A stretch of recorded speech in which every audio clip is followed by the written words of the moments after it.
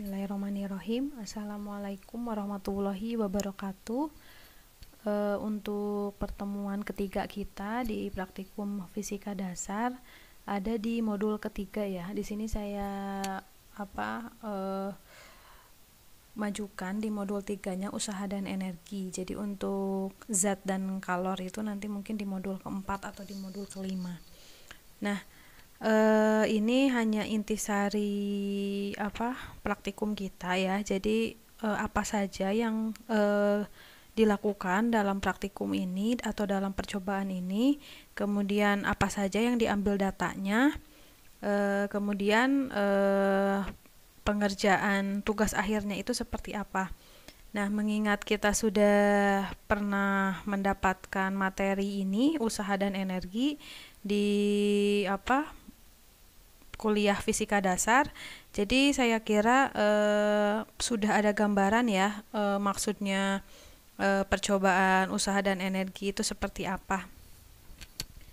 Bagi yang mungkin ada yang lupa-lupa gitu, jadi nanti bisa dipelajari lagi untuk materi usaha dan energi ini.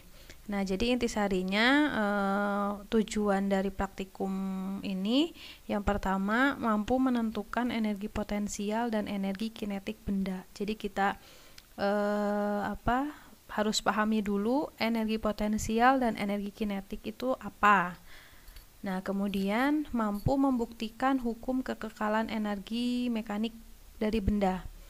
Nah, kemudian yang ketiga, dapat mengaplikasikan konsep usaha dan energi pada sistem benda. Jadi, sesuai dengan judulnya, usaha dan energi, di praktikum ini atau di percobaan ini kita bahas mengenai ini, usaha dan energi. Nah, coba saya review ya, karena mungkin Anda sudah mendapatkan materi kuliahnya, jadi saya tidak perlu menjelaskan secara detail materinya seperti apa. Nanti Anda bisa pelajari lagi di file yang sudah diberikan pada saat kuliah. Nah, jadi pertama itu menentukan energi kinetik ya. Energi kinetik itu merupakan energi yang dimiliki benda saat bergerak. Nah, jadi nanti di percobaan ini kita menguji benda yang sedang bergerak dan kita hitung energi kinetiknya itu berapa. Nah, energi kinetik itu persamaannya ada di setengah mv kuadrat. Nah, persamaan energi kinetik ini dari mana? Kok bisa muncul setengah mv kuadrat? Silahkan dipahami kembali gitu ya. Nah, kemudian selain energi kinetik, mencari juga energi potensial dari sesuatu benda. Nah, jadi energi potensial itu dimiliki akibat dari posisi benda, perbedaan posisi benda itu. Jadi dinyatakan oleh mgh, di mana m-nya itu massa, g percepatan gravitasi, dan h itu posisi bendanya gitu. Nah, untuk selanjutnya yang dicari itu adalah energi mekanik. Energi mekanik itu merupakan total dari energi kinetik dan energi potensial. Mengapa seperti itu? Silahkan Anda pahami kembali konsep dari energi mekanik. Nah, jadi dari percobaan ini kita mencari energi mekanik juga, mgh ditambah setengah mv kuadrat. Nah, untuk percobaannya ya,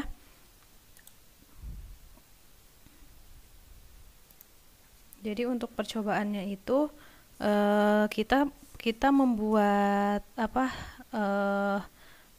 setup percobaannya atau sistem percobaannya. Jadi di sini nanti kita membuat sebuah bidang yang miring. Nah, bidang miring. Nah, ketika kita membuat bidang miring ini, nanti ada informasi yang didapatkan dari bidang miring ini, yaitu ketinggiannya, berarti ini tinggi bidang miringnya, kemudian ini panjang lintasannya, ini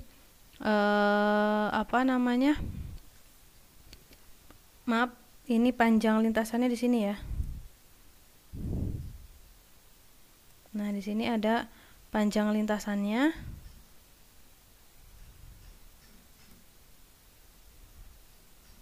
Ini tinggi lintasannya.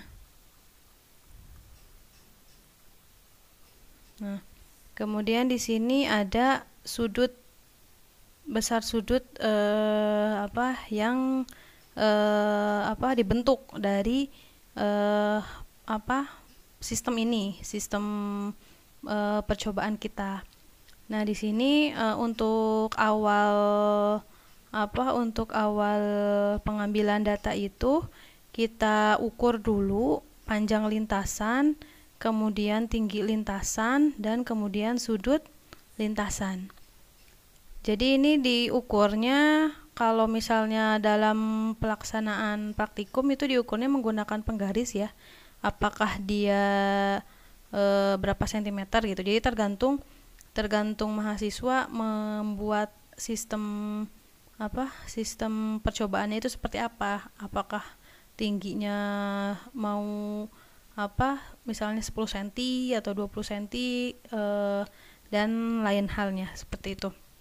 Nah, jadi nanti di sini ada informasi ini ya, berarti panjang lintasan, bidang miring. Jadi sudah bisa dicari, tinggi lintasan juga sudah bisa dimengerti dari mana pengambilan datanya. Seperti itu, dari yang penggambaran ini, panjang lintasan dan tinggi lintasan. Nah, kemudian di percobaan ini ada dua benda yang digunakan, yaitu yang pertama benda yang berbentuk balok, dan yang kedua adalah benda yang berbentuk bola. Nah, di sini balok dan kemudian bola ini sebagai benda yang diujikan ketika mengalami pergerakan. Pergerakannya itu di sistem benda yang bidang miring ini. Jadi misalnya kalau balok berarti kan disimpan di posisi ini misalnya, atau bola ya, saya beri contoh satu bola misalnya, kemudian bola itu Anda jatuhkan.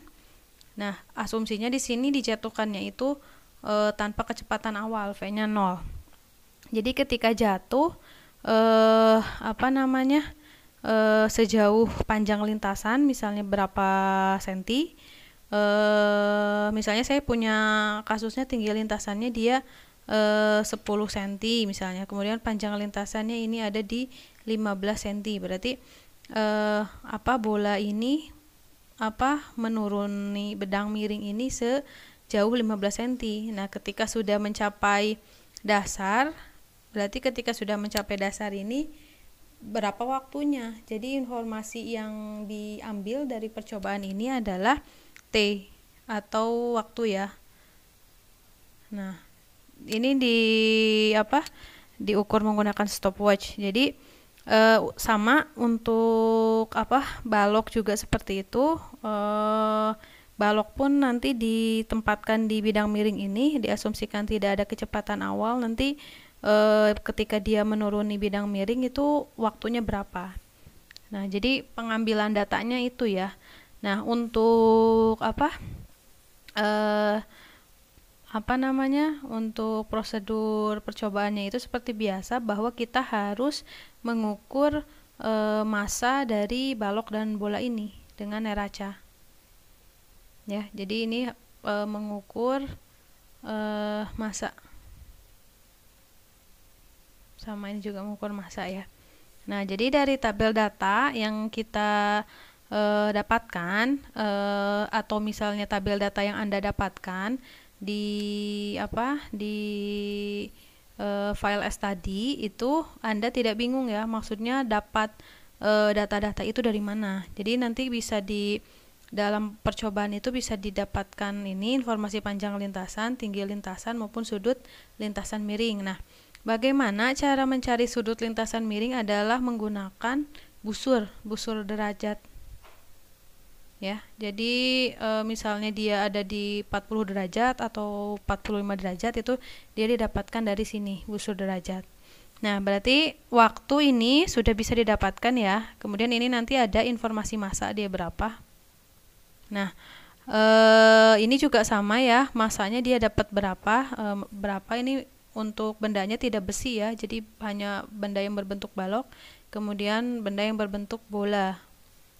Nah, ini juga nanti berapa masanya nanti didapatkan di tabel data. Nah, untuk waktu saya anggap paham ya, didapat dari mana. Nah, untuk kemiringan di sini variasi tabel kedua itu jadi dibuat dua variasi. Jadi misalnya saya buat di sistemnya ya, berarti kan saya punya sistem bidang miring ini. Pertama saya buat curam misalnya. Yang kedua saya buat agak landai. Nah, nanti di sini sudutnya itu akan terukur kan berapa. Jadi nanti bisa di misal saja ya, misalnya 30 derajat dengan 35 derajat, 30 derajat dengan 35 derajat, misalkan seperti itu. Nah, berarti tugas Anda mengisi kolom-kolom ini, mencari kecepatan, energi potensial, energi kinetik, energi mekanik, kemudian gaya total, panjang lintasan, usaha, dan perubahan energi kinetik. Nah, untuk kecepatan berarti kan Anda punya informasi waktu dan punya informasi panjang lintasan atau S ya. Nah, berarti Anda sudah bisa ya mencari kecepatan itu seperti apa. Kemudian untuk energi potensial, tadi kan persamaannya apa? Tadi sudah dijelaskan. Kemudian untuk energi kinetik pun sama, tadi persamaannya sudah. Untuk energi mekanik pun sama. Nah, untuk di sini, untuk tabel kedua, di sini kan ada gaya total. Nah, jadi Anda ingat kembali persamaan dinamika untuk kasus bidang miring. Jadi nanti gaya totalnya itu berapa F-nya. Nah, berarti kan ketika benda di sini misalnya ya, mau bentuk bola apa besi, mau bentuk bola atau balok misalnya. Berarti kan yang membuat dia turun ke bawah itu gaya berat ya atau gaya gravitasi. Nah, berarti kan di sini ada gaya gravitasi di sumbu X dan ada gaya gravitasi di sumbu Y. Nah, ketika dia jatuh ke bidang nanti Anda hitung gaya totalnya. Nah, bagaimana persamaannya silahkan Anda cari dan pelajari untuk gaya total itu persamaannya seperti apa dari penggambaran diagram benda bebas ini. Nah, jadi nanti didapatkan ya nilainya berapa dari informasi ini, berarti ada dua variasi karena ada dua variasi kemiringan atau sudut. Untuk panjang lintasan nanti berarti kan ini berbeda juga ya untuk kemiringan berapa dan untuk kemiringan di 30 derajat dan di 35 derajat. Nah, dari sana kita bisa dapat pengerjaan usaha itu kan berarti W sama dengan F kali S. Nah, berarti kan panjang lintasan ini dia S. Ini kita punya F. Jadi Fs nanti dapat, nanti perubahan energi kinetiknya juga dapat. Berarti delta EK sama dengan EK2 min EK1. Nah, berarti kan di sini ada 2 V ya, ada V di kondisi kedua dan V di kondisi ke-1. Nah, untuk kasus diagram ini, nah Anda asumsikan V di posisi kedua itu berapa, V di posisi pertama itu dia berapa, gitu. Seperti itu kurang lebihnya. Saya kira tinggal Anda olah ya untuk pengerjaan ini, karena datanya kan data mentahnya sudah diinfokan, jadi nanti tinggal dikerjakan gitu seperti itu. Nah, untuk tugas akhirnya di sini nanti bisa dilihat di study ya, karena di sini tugas akhirnya ada yang beberapa yang saya koreksi. Jadi nanti untuk tugas akhirnya dilihat saja di lampiran study. Nah, seperti itu. Mudah-mudahan bisa dipahami. Kurang lebih praktikumnya itu seperti yang saya sudah jelaskan. Untuk video percobaannya bisa Anda lihat. Terima kasih. Assalamualaikum warahmatullahi wabarakatuh. Assalamualaikum warahmatullahi wabarakatuh. Hari ini kita praktikum modul ketiga tentang usaha energi. Adapun alat dan bahannya itu ada penggaris, kemudian ada bola, kemudian ada stopwatch, dan ada meteran. Nah, adapun sistem bidang miringnya itu ini kita menggunakan papan dada sebagai sistem bidang miringnya. Nah, pertama-tama kita ukur dulu panjang lintasannya. Panjang lintasannya kita ukur, informasinya ini misal ada di 35 cm. Nah, ini kita tuliskan di tabel data itu sebagai S atau panjang lintasan. Nah, kemudian tinggi lintasan jangan lupa kita ukur juga tinggi lintasan. Misalnya tinggi lintasannya di sini ya. Misalnya ada di 23 cm, itu kita tuliskan sebagai H. Nah, kemudian ada jarak antara tinggi dan panjang lintasan itu misalnya ini ada di 26 ya, itu kita tuliskan sebagai X. Nah, informasi sudut kemiringan di sini ya. Jadi nanti bisa kita cari dari informasi panjang lintasan S, kemudian tinggi lintasan H dan X ini ya. Seperti itu. Nah, adapun untuk praktikumnya bagaimana? Jadi kita akan mengamati dari gerak benda. Kemudian kita lihat sehingga bisa dihitung energi yang dibutuhkan benda ini untuk bergerak. Nah, misalnya ketika benda diasumsikan tidak diberi kecepatan, kemudian dia jatuh ke bawah. Nah, kita ukur menggunakan stopwatch. Nah, ini berarti waktu tempuh bola ini bergerak di dalam bidang miring seperti itu. Nah, jadi nanti dari informasi waktu tersebut kita bisa menghitung beberapa energi ya.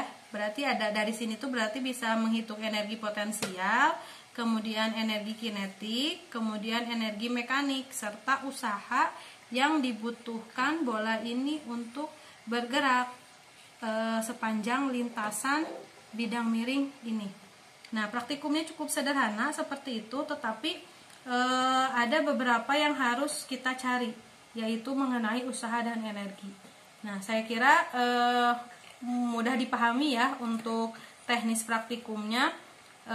Terima kasih, semoga bisa dipahami. Mohon maaf bila ada kesalahan. Assalamualaikum warahmatullahi wabarakatuh.